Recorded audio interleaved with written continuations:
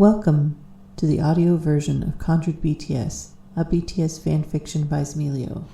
Episode 13, Let's Make a Deal.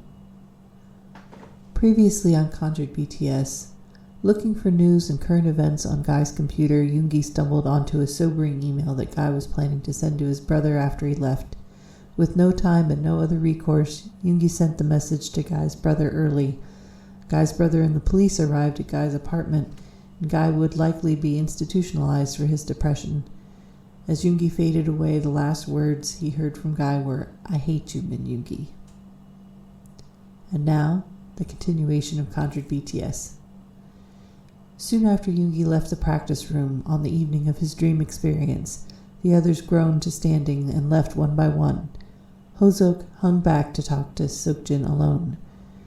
You didn't have to wait for me, Seokjin told him after his last stretches. They both picked up their bags and turned out the lights as they left the room. "I wanted to talk to you more about your American dream story," Hoseok replied with a sly grin. "Is that so?" Seokjin looked incredulous. "I wanted to tell you to cut it out," Hoseok spoke firmly. Seokjin chuckled. "Ha, I see." "No, you don't see," Hoseok frowned. Seokjin smiled brightly. "Why can't you believe that my dream was real?" "Let me ask you, Hyung, where was the pandemic in your dream?" Hoseok shifted the strap of the bag on his shoulder. Seokjin shrugged. "I guess the restrictions were different in America." "Where were the masks?" Hoseok pressed. Were they wearing masks, any of them?" Seokjin brushed it off. "People in America don't wear masks like we do. It's not part of their culture. You know that." "They did after COVID," Hoseok pressed. He looked down at his feet, walking forward before looking up at Seokjin again. "Look, I know you think you're lightening the mood, but haven't you noticed how it's affecting Taehyung?" Thoughtfulness crept into Seokjin's face. "What do you mean? Is something wrong with Taehyung?" "No," Hoseok brought his voice down to a whisper. "It's just that..." Hoseok paused. Their footsteps echoed down the hallway. Taehyung thinks he had a dream, a premonition that something bad was going to happen at the concert. Jin looked concerned. "Sowuzo?" "Not that concert, the big one," Hoseok answered, "when we come back." "The big one," Seokjin muttered in thought. He looked back at Hoseok as they exited the building. "What did he say? What does he think will happen?" Hoseok shook his head. The door closed behind them. Sounds of insects filled the night air. "He didn't say, and it doesn't matter," Hoseok sighed. "A dream can't tell you the future, Seokjin Hyung, or take you to the other side of the world. The concert is years away. Taehyung will forget his bad feelings, unless you keep bringing it up. So just stop, okay?" Seokjin frowned and nodded. He looked up at the lights in the parking lot. "Okay," Hoseok smiled weakly and turned to step away. "On one condition," so Seokjin added. Hoseok turned with his eyes narrowed and waited. He expected Seokjin's mischievous smile to return, but his face was serious as ever Hoseok could remember. "I won't bring it up again, and we won't have to talk about it ever again. But if you ever have an experience like it, a dream like mine, or something that feels like it had to be real, then we talk again. You, me, Taehyung, and Namjoon together. We sit down and get to the bottom of it." Hoseok sighed in relief. "Deal." He turned, but Seokjin grabbed his shoulder. "I'm serious, Hoseok. I trust you to tell me if it happens to you." Hoseok put his hand on Seokjin's and collected all the seriousness he could muster. "I promise, Seokjin." Bill peeked over the crate in the dark storage barn at his distant cousin Philip, the upstanding leader of the native community, who was talking with a Northern Territory police officer. "You know you don't have to turn these crates over to us, Phil. It's not illegal or for responsible adults to have alcohol." Phil grasped the corner of the crate. "I want this poison out of our community.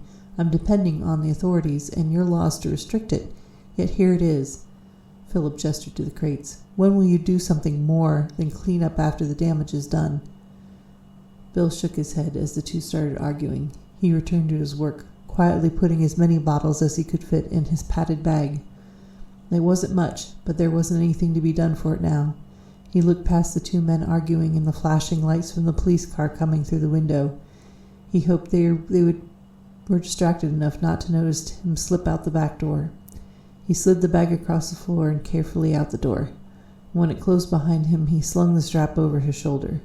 There was a soft clanking of bottles inside. He took a deep breath and ran down the hill into the darkness. By the time he reached his destination, he was soaked with sweat. He saw the flicker of a campfire and dropped to his knees. He shouted between pants, "Oi, guys, I got it!" A second later, 3 young men ran towards Bill. He tiredly pulled the strap of the bag over his head and collapsed, looking up at the stars.